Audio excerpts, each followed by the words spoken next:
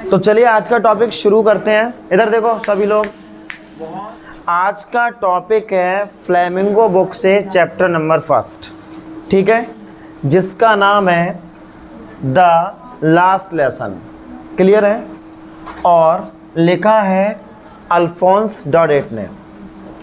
आज का जो टॉपिक है वो फ्लेमिंगो बुक के चैप्टर नंबर 1 का है, जिसका नाम है द लास्ट लेसन। इसका नाम लास्ट लेसन क्यों पड़ा, थोड़ा सा भी बता देता हूँ मैं आपको।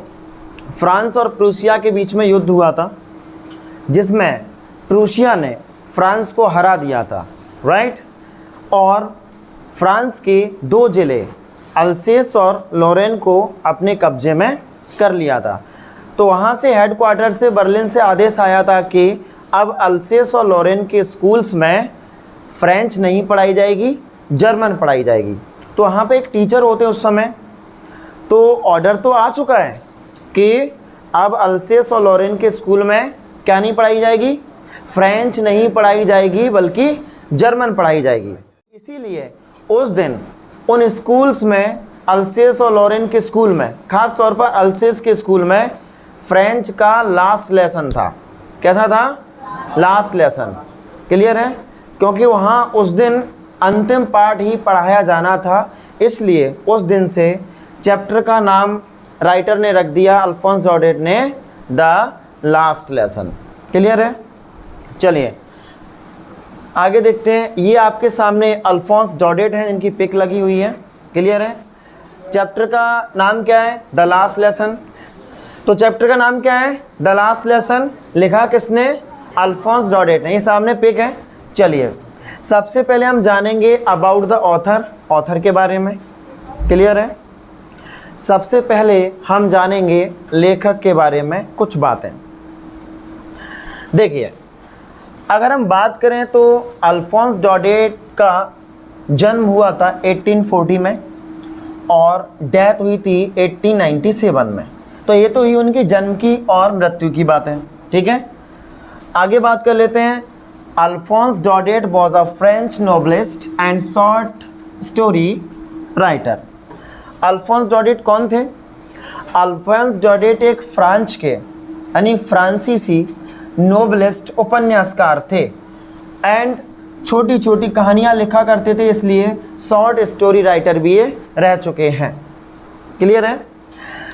The last lesson is set in the days of the Franco Prussian war. Last lesson की हम बात करें तो लास्ट लेसन उन दिनों के लिए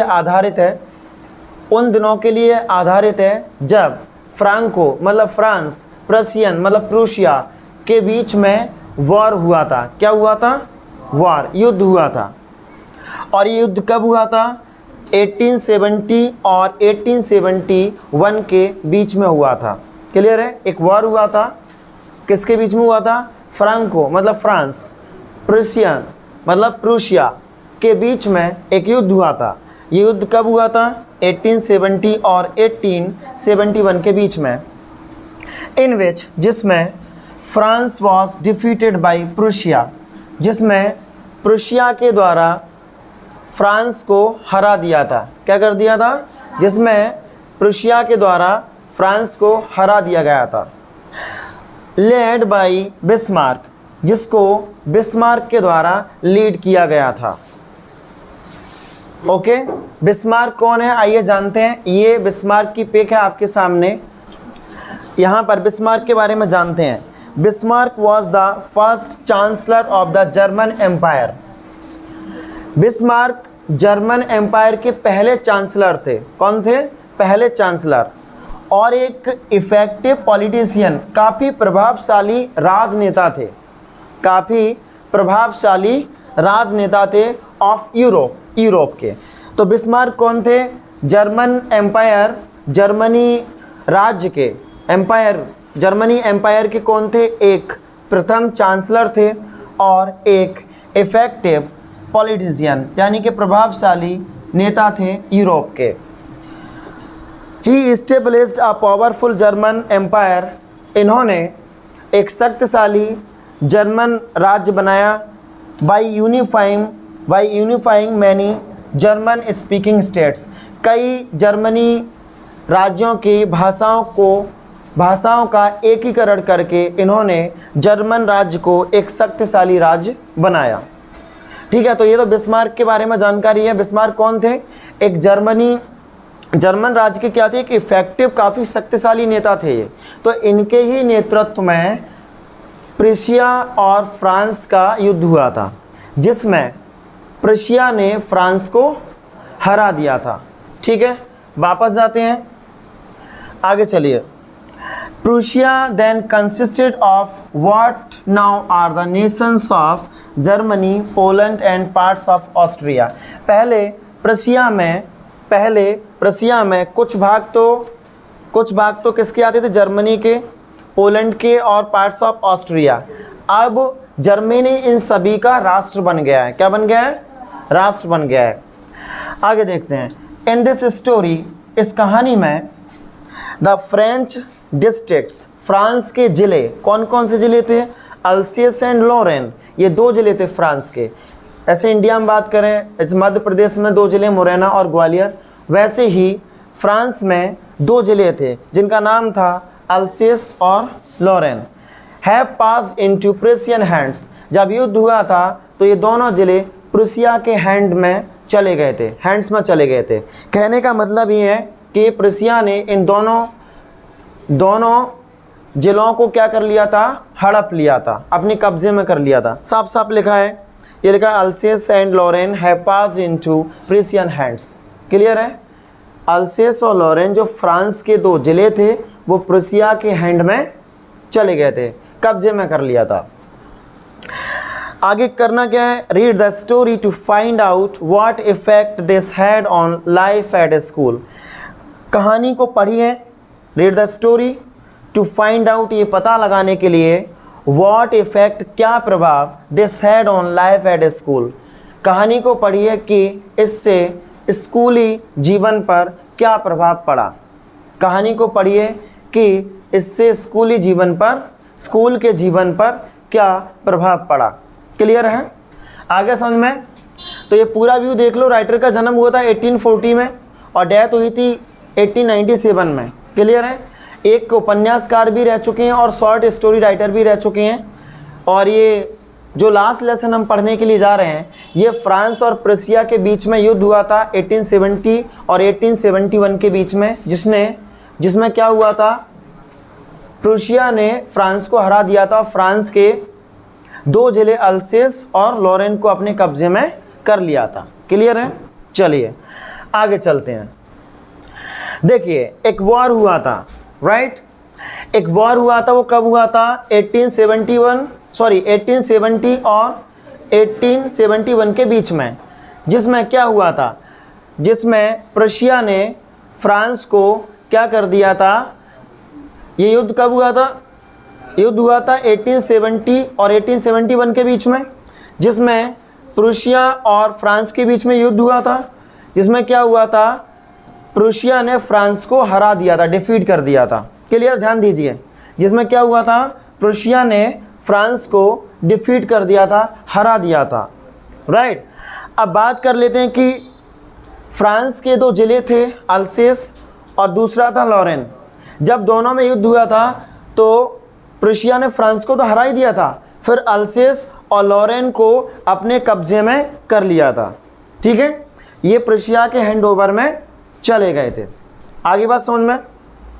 आगे देखते हैं। यहाँ तक क्लियर है ना? कोई दिक्कत तो नहीं है? अब कहानी शुरू होती है। The story is about France. कहानी किसके बारे में है? फ्रांस के बारे में है पूरी तरीके से। कहानी किसके बारे में है? फ्रांस के बारे में।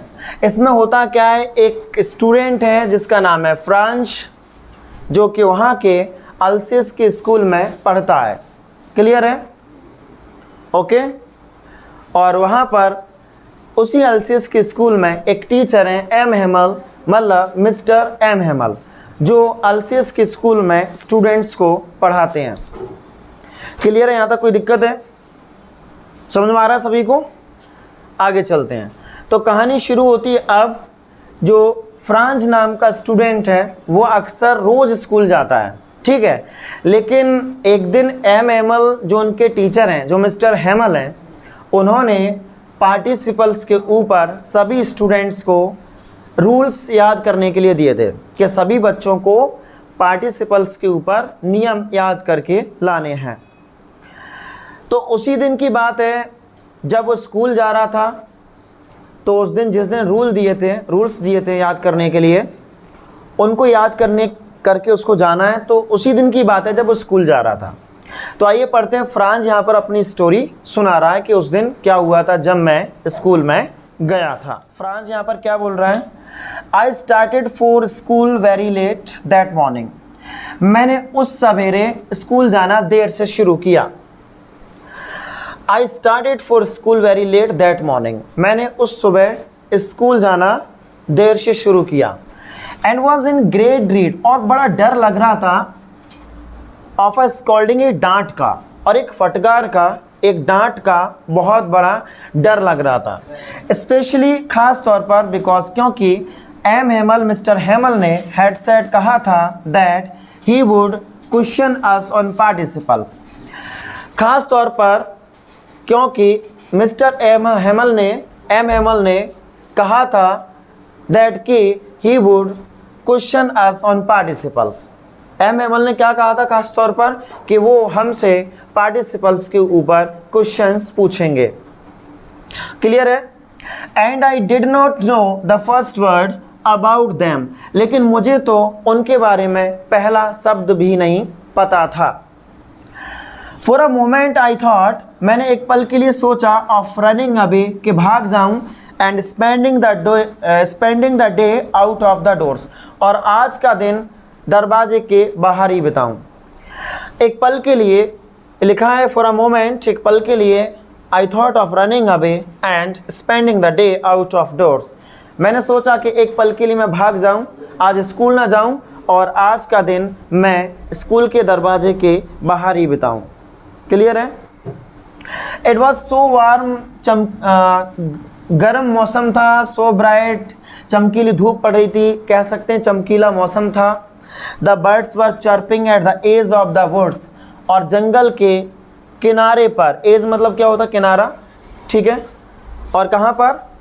द बर्ड्स, पक्षी, वर चर्पिंग, चहचहा रहे थे, एट द एज, किनारे पर, ऑफ द वुड्स, जंगल के, और जंगल के किनारे पर पक्षी चहचहा रहे थे। क्लियर है? And in the open field back, और पीछे खुले खेत में, ये लिखा है साफ साफ, and in the open field back, और पीछे खुले खेत में, ऑफ द सॉ मिल, आरा मशीन के, the Prussian soldiers were drilling, Prussia के सिपाही ड्रिल कर रहे थे। ड्रिल मतलब एक प्रकार की परेड होती है जो सोल्जर्स करते हैं, ठीक है। ड्रिल क्या होती है? एक प्रकार की परेड होती है जो सोल्जर्स करते हैं, सिपाही करते हैं। क्लियर है? तो यहाँ तक क्या क्या देखने को मिला था कि वो कह रहे हैं कि एक तो गर्म मौसम था, ठीक है, गर्मी पड़ रही थी, चमकीली धूप थी, और क्या हो रहा था? पक्षी जंगल के किनारे पर चहचहा रहे थे, और पीछे खुले खेत में, and in the open field back of the saw mill the Prussian soldiers were drilling, और पीछे खुले खेत में, आरा मशीन के पीछे खुले खेत में प्रूसिया के लोग क्या कर रहे थे? ड्रिल कर रहे थे, एक प्रकार की इट वॉज, आगे देखिए, it was all much more tempting, ये कुछ ज़्यादा लुभावना हो रहा था। अच्छा, टेम्पटिंग का मतलब क्या होता है? इधर देखेंगे, टेम्पटिंग का मतलब क्या होता है? लुभावना। क्या होता है? लुभावना। It was all much more tempting than the rule for participles, ये पार्टिसिपल्स के नियम के कहीं ज़्यादा लुभावना हो रहा था, अर्थात मुझे अच्छा लग रहा था। But I had the strength to resist, लेकिन इस सबका विरोध करने के लिए मेरे पास ताकत थी। मुझे नहीं देखना था, मुझे नहीं सुनना था, मुझे नहीं रुकना था। क्या? But I had the strength to resist, लेकिन मुझ में आत्मसंयम रखने की क्या थी? ताकत थी। And hurried off to school, और स्कूल की ओर चल पड़ा। और कहाँ चल पड़ा? स्कूल की ओर चल पड़ा। When I passed the town hall, जब मैं टाउन हॉल से गुजरा, there was a crowd in front of the bulletin board, तो बुलेटिन बोर्ड के सामने एक भीड़ थी। क्राउड का मतलब क्या होता है? भीड़। तो बुलेटिन बोर्ड के सामने क्या थी? एक भीड़ थी। बुलेटिन बोर्ड को सूचना पटल कहते हैं। क्या कहते हैं? जिस पर सूचनाएं लगाई जाती हैं, सरकारी दस्तावेज, या फिर आपने देखा होगा जो ऑनलाइन की दुकानें होती हैं उन पर सूचना पटल लगा रहता है। ये भर्ती आने वाली हैं, 10th का रिजल्ट आने वाला है, 12th का रिजल्ट आने वाला है, तो सूचना पटल होता है। क्या होता है? तो ऐसे ही एक बुलेटिन बोर्ड लगा था बहुत बड़ा, जिसके सामने, सूचना पटल के सामने क्या थी? बहुत बड़ी भीड़ थी। क्या बात हो रही है? फ्रांस यहाँ पर कह रहा है कि जब मैं टाउन हॉल से गुजरा तो मैंने देखा कि बुलेटिन बोर्ड के सामने भीड़ थी। क्या थी? भीड़। For the last 2 years all our bad news had come from there. Hello. For the last 2 years, पिछले 2 सालों से,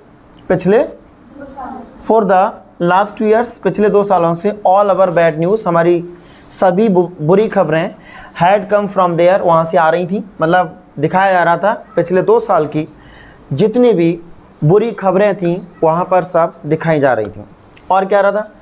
द लॉस्ट बैटल्स, जितने भी युद्ध खो गए थे, पिछले युद्ध जो चले गए जिनके बारे में पता ही नहीं है, जो युद्ध हुए थे उनके बारे में दिखाया जा रहा था। द ड्राफ्ट, सूचना आ रही थी। The orders of the commanding officers, और आदेशकर्ता अधिकारी के जितने भी आदेश थे अब तक के, वो सब वहाँ पर दिखाई दे रहे थे। क्लियर है? आगे देखते हैं। एंड और आई थॉट, मैंने सोचा, टू माई सेल्फ, खुद से, और मैंने खुद से सोचा, विदाउट स्टॉपिंग, बिना रुके, और मैंने बिना रुके खुद से सोचा, what can be the matter now, बात क्या हो सकती है? बात क्या हो सकती है? मैंने खुद से बिना रोके ये सोचा कि बात क्या, ये लोग क्यों खड़े हैं, क्या कारण है, भीड़ क्यों लगा रहे हैं, भीड़ क्यों लगा रहे हैं? ठीक है, कहने का मतलब है वो कह रहा है कि बात क्या हो सकती है। समझ नहीं आया? आगे देखते हैं, सुनिए बड़े ध्यान से सभी students. Then as I hurried by as fast as I could go, फिर मैं जितना जल्दी भाग सका, जितना जल्दी जा सका उतना जल्दी भागा। फिर मैं जितना जल्दी भाग सका उतना जल्दी भागा, और भाग के सीधा निकल गया। ठीक है, देखिए क्या कह दिया कि मैं जितना जल्दी भाग सका उतना जल्दी भागा। ठीक है। द ब्लैक स्मिथ, जिसका नाम था वेक्टर, हु वॉज देयर, वो भी वहाँ पर था, एक लोहार था। ब्लैक स्मिथ कौन होता है भाई? लोहार होता है, इसका नाम था वेक्टर। हु वॉज देयर, वो वहाँ पर था, विद हिज अप्रेंटिस, अपने सादिर्ग के साथ में। सादिर्ग मतलब प्रशिक्षु कहते हैं। क्या कहते हैं? प्रशिक्षु। अच्छा, प्रशिक्षु कौन होता है? जो बताता है। प्रशिक्षु वो होता है जो बताता है कि ये यहाँ पर ये हो रहा है, ये हो रहा है। तो वो वहाँ पर था अपने प्रशिक्षु के साथ में, और क्या कर रहे थे ये? रीडिंग द बुलेटिन, और बुलेटिन बोर्ड को पढ़ रहे थे। और बुलेटिन बोर्ड को क्या कर रहे थे? ये पढ़ रहे थे। कॉल्ड आफ्टर मी, बाद में मुझे बुलाया गया, मेरा नाम सुनाई दिया। कॉल्ड आफ्टर मी, मुझे बुलाया गया। डोंट गो सो फास्ट बब, बब इतना तेज मत जाओ। बब छोटे बच्चों को बोलते सोना बाबू, बोलते हैं ना घर में, वैसे वहाँ पर बोला था, अरे बब इतना तेज मत जाओ। डोंट गो सो फास्ट बब, बब इतना तेज मत जाओ। You will get to your school in plenty of time, अभी बहुत समय है, तुम स्कूल पहुँच जाओगे। प्लेंटी ऑफ टाइम का मतलब क्या होता है?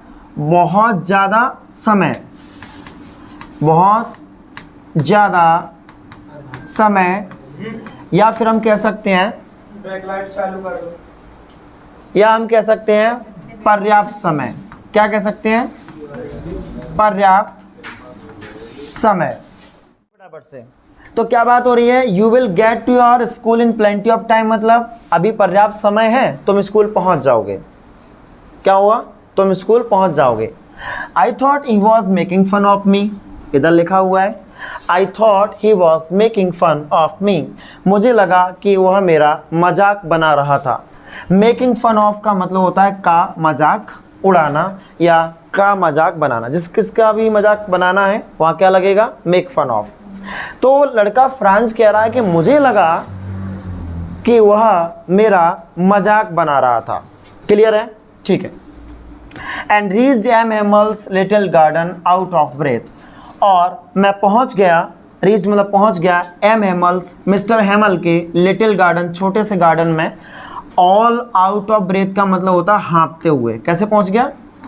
हाँफते हुए। और मैं एम हेमल के छोटे से गार्डन में हाँफते हुए पहुंच गया।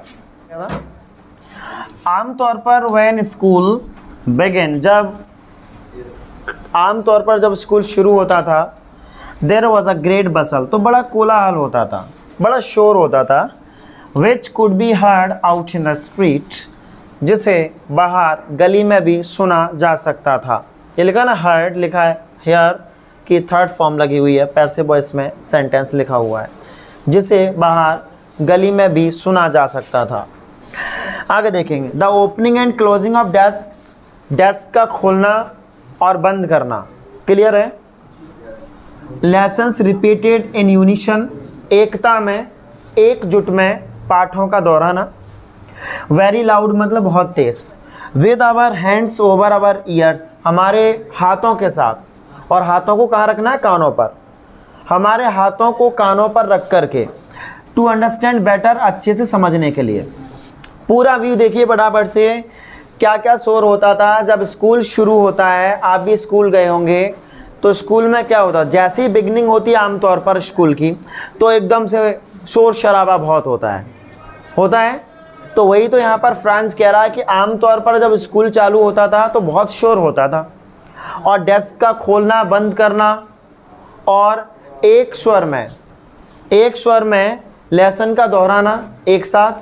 और कैसे दोहराना? अपने हाथों को कानों पर रख करके लेसन को, पाठों को एक साथ में दोहराना, ताकि अच्छे से समझ में आ जाए। ये लिखा टू अंडरस्टैंड बेटर। क्लियर है? आगे देखिए, and the teacher's great ruler rapping on the table, और टीचर के ग्रेड में बड़े, रूलर में डंडे का, रैपिंग खटखटाना ऑन द टेबल, और टीचर के, शिक्षक के बड़े से डंडे का टेबल पर खटखटाना। आमतौर पर होता था स्कूल में, जब आप शोर मचा रहे होते हैं, जब स्कूल शुरू होता है, शिक्षक आपके रूम में आता है और बड़े सा डंडा क्या करता है? टेबल पर खटखटाता, शांत हो जाओ, शांत हो जाओ। तो यही प्रक्रिया होती थी। यहाँ पर फ्रांस बता रहे हैं कि आमतौर पर जब स्कूल शुरू होता था तो क्या होता था? बहुत शोर होता था, बहुत शोर शराबा होता था, जिसे गली में भी सुना जा सकता था। और पाठों का एक साथ, अपने हाथों को कानों पर रख करके एक साथ दोहराना, ताकि अच्छे से समझ में आ जाए। और शिक्षक के एक बड़े से डंडे का टेबल पर खटखटाना। इतना सारा शोर होता था। समझ में आ गया? कोई दिक्कत है? चलो आगे देखते हैं। But now it was all so still, लेकिन अभी ये सब कुछ शांत था।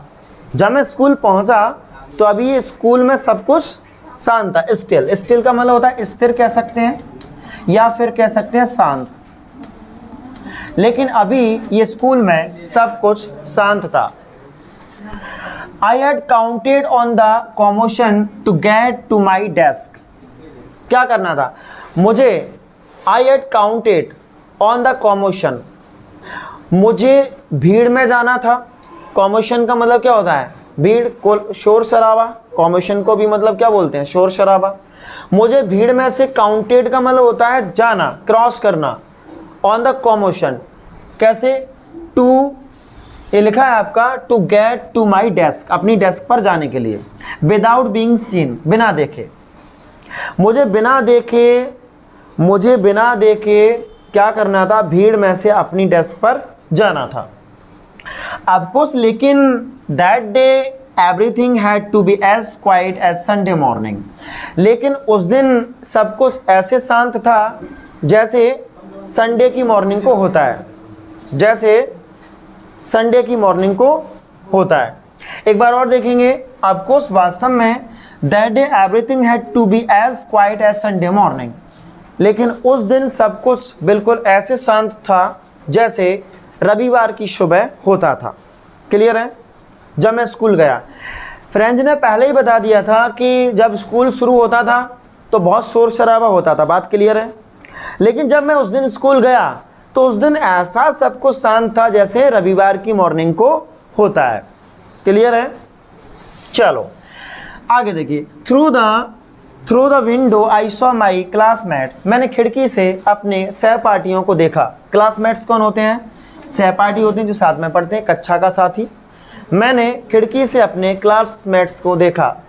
ऑलरेडी इन देयर प्लेसेस, जो पहले ही अपने प्लेसेस पर, अपने स्थान पर पहुंच चुके थे, पहले ही अपने स्थानों पर बैठे हुए थे।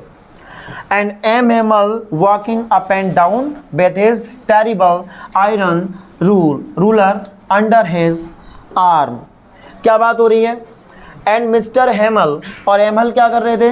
Walking up and down. Up and down का मतलब इधर उधर, और हेमल क्या कर रहे थे? इधर उधर घूम रहे थे। With his terrible iron rule, अपने खतरनाक लोहे के डंडे के साथ। और लोहे का डंडा कहाँ था? अंडर हिज आर्म, अपनी बाहों में लगा के, अपनी बाहों में लगा के आयरन के बड़े से खतरनाक डंडे को लेकर के हेमल इधर उधर घूम रहे थे।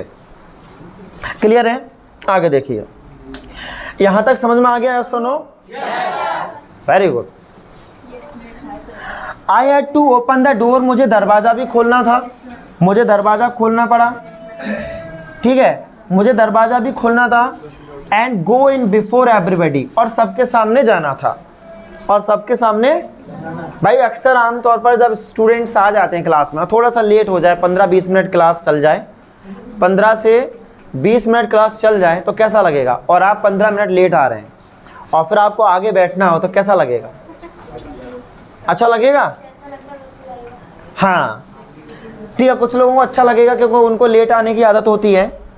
तो वही बात यहाँ फ्रांस कह रहे हैं कि मुझे दरवाज़ा भी खोलना था और सबके सामने जाना था। अब देखिए, you can imagine how I blessed, तुम अंदाज़ा लगा सकते हो, यू कैन इमेजिन, तुम कल्पना कर सकते हो, हाउ आई ब्लस्ड, मुझे कितनी शर्म आई, and how frightened I was, और मैं कितना डरा हुआ था। आप कल्पना कर सकते हैं कि मुझे कितनी शर्म आई, शर्म लज्जा आई मुझे, और मैं कितना डरा हुआ था। समझ में आ गया? क्लियर? यस और नो? नेक्स्ट वन देखिए, आगे देखते हैं ना। आगे फ्रेंड्स क्या कह रहे हैं? देखिए, बट नथिंग हैपेंड, लेकिन कुछ नहीं हुआ, जैसा मैं सोच रहा था वैसा कुछ नहीं हुआ। एमल सॉ मी, एमल ने मुझे देखा, एंड सेड वेरी काइंडली, और बहुत पोलाइटली बोले, बहुत दयापूर्वक बोले, बहुत दयालुता से बोले, go to your place quickly little French, अपने स्थान पर जल्दी से चले जाओ। क्या बात हो रही? क्या कह रहे हैं कि ऐसा कुछ नहीं हुआ था। एमल ने मुझे देखा, Hamel saw me, and said very kindly, और बहुत दयालुता पूर्वक कहा, go to your place quickly, जल्दी से अपने स्थान पर चले जाओ। लिटिल फ्रेंच, छोटे फ्रेंच, जल्दी से अपने स्थान पर चले जाओ। आगे एमल कह रहे हैं, सुनिए एमल क्या कह रहे थे? We were beginning without you, हम तो तुम्हारे बिना ही शुरू कर रहे थे, तुम तो आ गए। We were beginning without you, हम तो तुम्हारे बिना ही शुरू कर रहे थे। I jumped over the bench and sat down at my desk, मैं बेंच के ऊपर से कूदा और अपनी डेस्क पर बैठ गया। क्लियर है? नॉट टिल देन, और तब तक नहीं, क्या तब तक नहीं, धीरे धीरे, क्या तब तक नहीं, क्या नहीं हुआ? When I got a little over my fright, अब थोड़ा सा हल्का सा काबू मैंने अपने डर पर पा लिया था। लिखा है ना, I had got a little over my fright, मैंने अपने डर पर थोड़ा सा काबू पा लिया था। Did I see, क्या मैंने देखा, that our teacher had on his beautiful green coat, क्या मैंने देखा, Did I see that कि our teacher had on his beautiful green coat, कि हमारे शिक्षक ने अपना सुंदर हरा कोट पहन रखा था, कि हमारे शिक्षक ने अपना सुंदर हरा कोट पहन रखा था। इस फ्रिल्ड शर्ट, और उसने अपनी झालरदार शर्ट पहन रखी थी। फ्रिल्ड का मतलब क्या होता है? झालरदार, और उसने अपनी झालरदार शर्ट पहन रखी थी। एंड और क्या पहन रखा था? And the little black silk cap, और छोटी सी रेशम की टोपी जो कि कढ़ाईदार थी, ऑल एम्ब्रॉयडर्ड, जो कि टोपी कैसी थी, पूरी तरीके से कढ़ाईदार थी, बूटेदार, कैसी थी? हेलो, क्या बात हो रही है? क्या मैंने देखा कि हमारे टीचर ने हरा कोट पहन रखा था, हमारे टीचर ने झालरदार शर्ट पहन रखी थी, और हमारे टीचर ने कढ़ाईदार एक रेशम की छोटी सी टोपी पहन रखी थी। क्लियर है? अब इन सबको सारी चीज़ें क्या क्या, ग्रीन कोट, झालरदार shirt, silk cap, black silk cap, ये कब पहनता था वो? Daddy never wore except on inspection and prize days, जिसको वो किसी प्रेरणादायक मतलब कोई मोटिवेशन क्लास, कोई फंक्शन वाली क्लास, या फिर प्राइज डेज या इनाम वितरण का दिन, जिसे वो किसी प्रेरणादायक और इनाम वितरण के दिन के सिवाय नहीं पहनता था, कभी नहीं पहनता था। क्लियर है? कब पहनता था? या तो कोई फंक्शन वाली बात होती थी, प्रेरणादायक दिन होता था, या फिर इनाम वितरण का दिन होता था तब पहनता था, इसके अलावा कभी नहीं। लेकिन उस दिन पहन रखी थी, या फिर संडे को पहनते थे। कब पहनते थे? क्लियर है? तो ये स्लाइड समझ में आ गई आपको पूरी? क्लियर, समझ में आ गई? कोई डाउट है? नेहा, कोई डाउट है? ओके। जिस किसी बच्चे को प्रॉब्लम हो वो 10 बार पूछ सकता है, हालांकि हम आने नहीं देंगे प्रॉब्लम, टेंशन फ्री। क्या करिए बच्ची? प्रॉब्लम में कुछ खुशी बेटे? एवरीबडी, आगे देखिए, एवरीबडी लुक्ड सैड, हर कोई वहां पर दुखी दिख रहा था। And Hauser had brought an old primer, और जो हॉसर नाम का व्यक्ति था, जो बूढ़ा व्यक्ति था, वो एक पुरानी किताब लेकर के आया था। ओल्ड प्राइमर का मतलब होता है एक पुरानी पुस्तक, जो कि थम्ब्ड एट द एड्स, जो किनारों पर अंगूठे लगे हुए थे, अर्थात किनारों पर अंगूठे लग लग के मैली हो गई थी। एड्स का मतलब होता है किनारे, जो पेज के किनारे होते हैं उनको एड्स कहा गया है। ठीक है?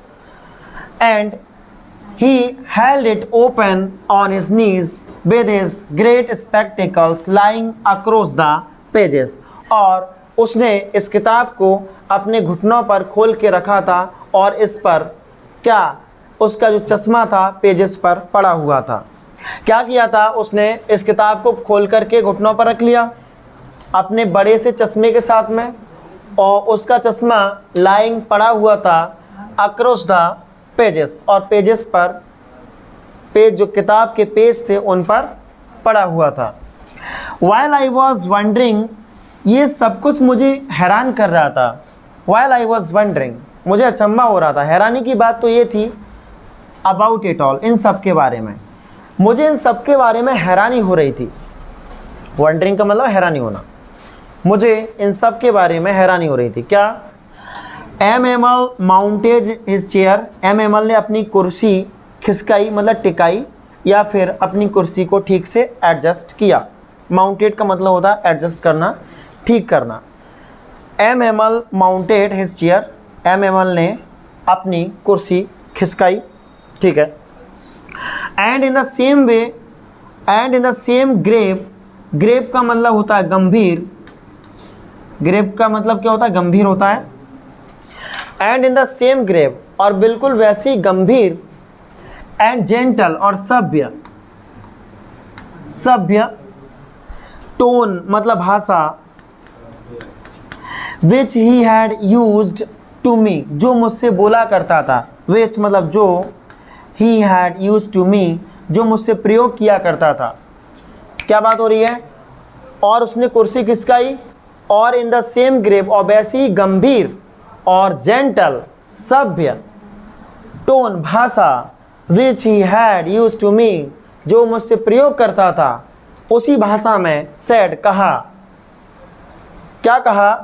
माई चिल्ड्रन, मेरे बच्चों, माई चिल्ड्रन, मेरे बच्चों, this is the last lesson I shell give you, ये आपका अंतिम लेसन है जो मैं आपको पढ़ाऊंगा। साफ साफ लिखा है मेरे बच्चों, this is the last lesson, ये अंतिम लेसन है, आई शैल गिव यू, जो मैं तुम्हें पढ़ाऊंगा। यहां तक समझ में आ गया? चलिए चलिए, अगला देखिए, the order has come from Berlin. आगे है मेमल क्या कह रहे हैं अपने बच्चों से, जहाँ क्लास में जितने भी लोग बैठे हैं और स्टूडेंट्स बैठे हैं, गांव के लोग बैठे हैं, उनसे सभी से मिस्टर हेमल क्या कह रहे हैं, सुनिए। The order has come from Berlin, Berlin से आदेश आया है, to teach only German in the schools of Alsace and Lorraine. और कहा गया है कि अब अल्सियस और लॉरेन के विद्यालयों में, स्कूल्स में केवल जर्मन पढ़ाई जाएगी। बर्लिन से आदेश आया, बता रहे हैं सभी स्टूडेंट्स को, गांव वाले जितने भी बैठे हैं उनको कह रहे हैं कि बर्लिन से आदेश आया है टू टीच ओनली जर्मन, केवल जर्मनी पढ़ाने को। कहाँ पर? In the schools of Alsace and Lorraine, कि अल्सियस और लॉरेन के स्कूल्स में अब जर्मन पढ़ाई जाएगी, ऐसा बर्लिन ने आदेश दिया है। The new master comes tomorrow, नया शिक्षक, नया मास्टर कल से आ जाएगा। This is your last French lesson, ये आपका अंतिम लेसन है। I want you to be very attentive, और मैं चाहता हूँ कि तुम ध्यान से सुनो। I want you to very attentive, attentive मतलब ध्यानपूर्वक, और मैं चाहता हूँ कि तुम सभी लोग ध्यान से सुनो। क्लियर है? What a thunderclap these words were to me, ये भी कितने बादल की तरह कड़कड़ाने शब्द थे मेरे लिए, बादल जैसे गरजने वाले शब्द थे मेरे लिए। कौन कह रहा है इस बात को? फ्रांस कह रहा है। फ्रांस कह रहा है, क्या कह रहा है? What a thunderclap these words were to me, जो भी एम हेमल ने बोला था, ये शब्द मेरे लिए बादल की गड़गड़ाहट के जैसे थे। क्लियर है? ओहो, the wretch that was what they had put up the town hall, वो दोस्त, ओहो, अरे, द दोस्त, ये लिखा द wretch, दोस्त, that was what they had put up at the town hall, अरे वो दोस्त कौन है जिन्होंने टाउन हॉल पर इस न्यूज़ को लगाया था। वो कह रहा है कि वही दोस्त लोग हैं जो वहाँ पर खड़े थे जिन्होंने टाउन हॉल पर इस न्यूज़ को लगाया था। क्लियर है? चलो आगे देखते हैं। आगे फ्रेंड्स क्या कह रहे हैं, सुनिए। अगर मान लो कि आपसे आपकी भाषा छीन ली जाए तो कैसा लगेगा? लगेगा ना? तो हर किसी की अपनी लैंग्वेज होती है, हर किसी का राष्ट्र होता है, तो बिल्कुल वैसी वहाँ पे हो रहा था। 2 जिलों को कब्जे में कर लिया था प्रुशिया ने। तो बर्लिन से आदेश आया था हेडक्वार्टर से कि अब अल्सियस और लॉरेन के स्कूल में फ्रेंच नहीं पढ़ाई जाएगी, जर्मन पढ़ाई जाएगी।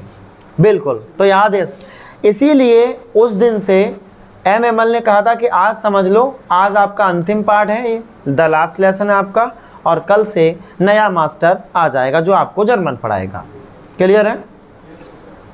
चलिए, माई लास्ट फ्रेंच लेसन, मेरा अंतिम फ्रांसीसी पार्ट, मेरा अंतिम फ्रांसीसी part. Why I hardly knew how to write, मैं तो बड़ी मुश्किल से ही लिखना जानता था, मैं तो बड़ी मुश्किल से ही लिखना जानता था, मैं तो बड़ी मुश्किल से ही लिखना जानता था। I should never learn any more, अब मुझे ज़्यादा पढ़ाई नहीं करनी चाहिए। कौन कह रहा है इस बात को? फ्रांस कह रहा है। कौन कह रहा है? अब मुझे ज़्यादा नहीं पढ़ना चाहिए। आई मस्ट स्टॉप देयर, मुझे अब यहीं पर रुक जाना चाहिए। देन ओहो, नाउ, ये लिखा ना, आई मस्ट स्टॉप देयर, मुझे अब यहीं रुक जाना चाहिए। देन फिर ओहो, हाउ सॉरी, कितना खेद है, I was for not learning my lessons, कि मैं अपने पाठों को ही नहीं सीख रहा था। कितना खेद है, how sorry, I was for not learning my lessons, कि मैं अपने पाठों को ही नहीं सीख रहा था। फॉर सीकिंग, क्यों नहीं सीख रहा था? क्यों? फॉर, क्योंकि फॉर सीकिंग बर्ड्स एग्स, मैं तो पक्षियों के अंडे ढूंढने में लगा रहा। और गोइंग स्लाइडिंग ऑन सार, और सार नदी में स्लाइड करने जाता रहा। इसके अलावा कुछ नहीं किया मैंने। और कितना बुरा हुआ कि मुझे खेद है कि मैंने अपने पाठों को नहीं सीखा। आगे समझ में, क्योंकि मैं तो पक्षियों के अंडे ढूंढने में लगा रहा बस। और या फिर सार नदी में, सार नदी का नाम यहाँ पर रिवर है, सार नदी में क्या करने जाता रहा, स्लाइड करने जाता रहा। आगे लिखा है माई बुक्स, मेरी किताबें, that had seemed such a nuisance, यानी कि मुझे हमेशा कैसी लगती थी, नॉइसेंस मतलब कष्टदायक लगती थी, बेतुकाना लगती थी मुझे, न्यूसेंस बोलेंगे इसको, सॉरी क्या बोलेंगे, न्यूसेंस, जो कि मुझे हमेशा कष्टदायक लगती थी, मेरे ऊपर बोझा थी। अ व्हाइल अगो, पहले पहले मुझे किताबें मेरी कष्टदायक लगती थी। सो हैवी टू कैरी, ले जाने में बहुत भारी लगती थी।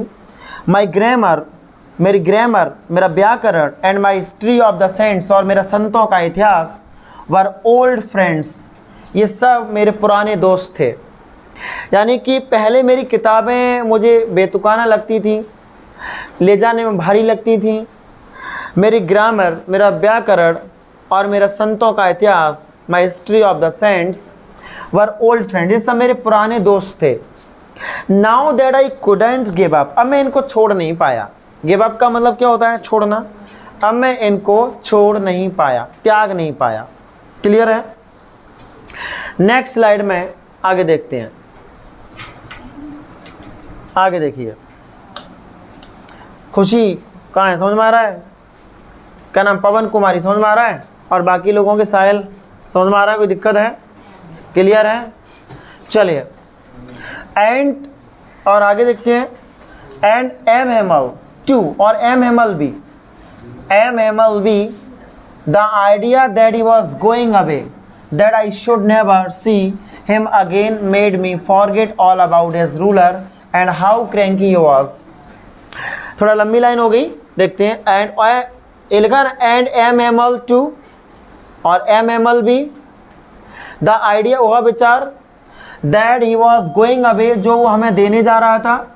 और एम एम एल की बात करें तो वह विचार, दैट जो ही वॉज गोइंग अवे, जो वो देने के लिए जा रहा था। दैट की आई, जब वो ये बातें बता रहा था, जो विचार प्रकट कर रहा था, विचार विमर्श कर रहा था, तब क्या हुआ था पता है, that I should never see him again, और मैं तो यह चाहता था कि मैं अब इसको कभी ना देखूं, चला जाए यहाँ से। और हर कोई चाहता है, जब स्कूल्स में होता था कि टीचर आते थे कि ये चला जाए यहाँ से, हमारी मस्ती बंद हो गई जब से आया है। हुआ है ना ऐसा लाइफ में, हुआ है ना, ऐसा हुआ है ना सबके साथ। हम भी चाहते थे कि ये नहीं रहे इसमें, बस कुछ हो जाए, सब चले जाएं, ये टीचर नहीं रहना चाहिए। हुआ है नहीं ऐसा लाइफ में, किया होगा। हाँ इधर ठीक है, that I should never see him again, कि अब मैं इसको कभी ना देखूं। क्यों, क्योंकि इसके डंडे ने क्या कर दिया था, बात हो रही है आगे, क्योंकि made me forget all about his ruler, क्योंकि इसके डंडे ने मुझे सब कुछ भुला दिया। क्या कर दिया, फॉरगेट कर दिया, made me forget all about his ruler. अगर इसके डंडे की बात करें तो रूलर का मतलब डंडा, यानी कि अगर डंडे की बात करें, जो उसका शासन रहा था, जो उसका अधिकार रहा था, इसने मुझे क्या कर दिया, सब कुछ भुला दिया। हाउ क्रैंकी ही वॉज, कितना क्रैंकी था, दुष्ट था, कितना था क्रैंकी। क्रैंकी मतलब होता है निर्दयी कह सकते हैं, क्रूर कह सकते हैं, क्या कह सकते हैं, कितना क्रूर था ये। अंजलि कितना क्रूर था, कौन, मास्टर एम एम एल। आगे देखिए, चलिए आगे देखेंगे। पुअर मैन, बेचारा। It was in honor of this last lesson that he had put on his fine Sunday clothes. ध्यान दीजिए, पुअर मैन, बेचारा। It was in honour of this last lesson. और ये सब क्यों हो रहा था, क्यों स्टूडेंट शांत बैठे थे, क्यों गांव के लोग आए थे, ये क्यों हो रहा था, ये हो रहा था, it was in honour of this last lesson, ये अंतिम लेसन के सम्मान में हो रहा था। That he had put on his fine Sunday cloth, कि उसने अपने रविवार वाले अच्छे कपड़े पहन रखे थे। एंड नाउ आई अंडरस्टूड, और मैं समझ गया, hello excuse me, and now I understood, और मैं समझ गया, why the old man of the village were sitting there in the back of the room, और मैं समझ गया कि क्यों द ओल्ड मैन, बूढ़े आदमी, ऑफ द ब्लेज, गांव के, वर सिटिंग, बैठे हुए थे, देयर, वहाँ पर, in the back of the room, और मैं समझ गया कि पीछे कमरे में गांव के बूढ़े लोग क्यों बैठे हुए थे, मेरे समझ में आ गया। It was their way of the thanking our master for his 40 years of faithful service. It was their way, ये उनका तरीका था, वो लोग आए थे ना, ये उनका तरीका था, क्यों? of thanking, धन्यवाद देने का, of our master, हमारे मास्टर का, हमारे स्वामी का, हमारे मालिक का। मास्टर कौन होता है? शिक्षक। तो हमारे मास्टर का धन्यवाद कहने का वे था, तरीका था, जब वो लोग आए थे। क्यों आए थे? for his 40 years of faithful service, क्योंकि उन्होंने पूरी वफादारी से 40 साल तक सेवा की थी। तो उनकी वफादारी के साथ जो 40 साल सेवा करने के रहे थे, तो उनका अपने मास्टर का धन्यवाद करने के लिए वो गांव वाले आए थे। End of showing there respect, तो अपना सम्मान व्यक्त करने के लिए आए थे। फॉर द कंट्री, देश के लिए। दैट वॉज देयर्स नो मोर, जो अब उनका ना रहा, जो अब उनका ना रहा।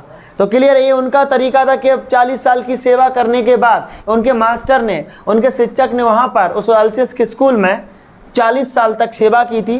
तो 40 साल की जो सेवा की थी उन्होंने, जो फेथफुल वफादारी सेवा की थी, उसका धन्यवाद करने के लिए आए थे और अपना सम्मान व्यक्त करने के लिए आए थे देश के लिए, जो अब उनका ना रहा, छीन लिया था उनका अधिकार। क्यों कृष्णा? Very good. आगे देखते हैं।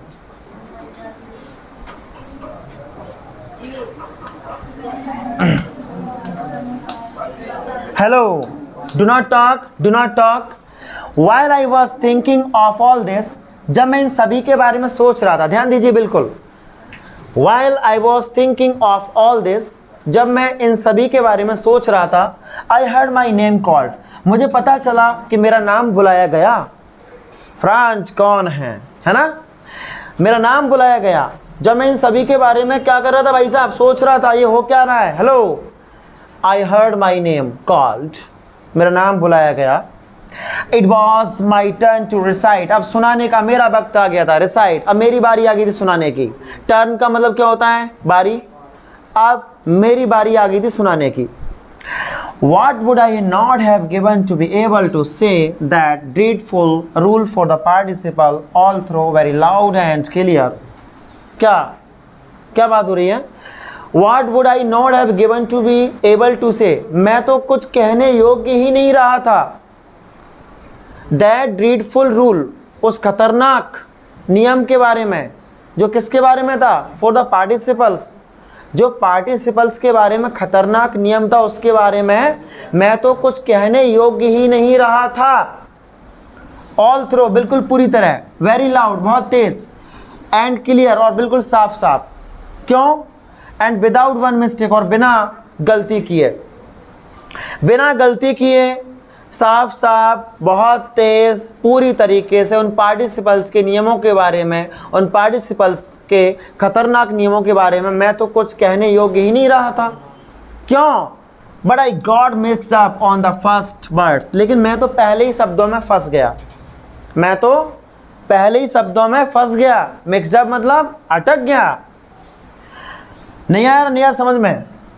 बट आई गॉट अप, ये लिखा but I got mixed up, मैं तो अटक गया ऑन द फर्स्ट वर्ड्स, पहले ही शब्दों में। एंड स्टूड देयर, और वहाँ पर खड़ा रहा। Holding on to my desk, अपनी डेस्क को पकड़े हुए, और अपनी डेस्क को पकड़े हुए वहाँ पर खड़ा रहा। माई हार्ट बीटिंग, मेरा दिल धड़क रहा था। And not daring to look up, और ऊपर देखने को हिम्मत नहीं हो रही थी, और ऊपर देखने को हिम्मत नहीं हो रही थी। आई हर्ड एम हेमल से टू मी, मैंने सुना कि एम हेमल ने मुझसे कहा। आई हर्ड, मैंने सुना, एम हेमल से टू मी, एम हेमल ने मुझसे कहा। आई वॉन्ट स्कॉल्ड यू, मैं तुम्हें नहीं डांटूंगा। लिटिल फ्रेंच, छोटे फ्रेंच, मैं तुम्हें नहीं डांटूंगा। You must feel bad enough, तुम्हें काफ़ी बुरा लग रहा होगा। हेलो, तुम्हें, you must feel bad enough, तुम्हें काफ़ी बुरा लग रहा होगा। आगे वो कह रहे हैं कि शी हाउ इट इज़, देखो ना ये कैसे हो गया, देखो ना ये मतलब कैसे हो गया, क्या हो गया? हमारी भाषा छीन ली गई, हमारा अधिकार हमसे छीन लिया गया। अब तुम ही देखो ये क्या हो गया, मैं तुम्हें डांटूंगा नहीं। क्लियर है?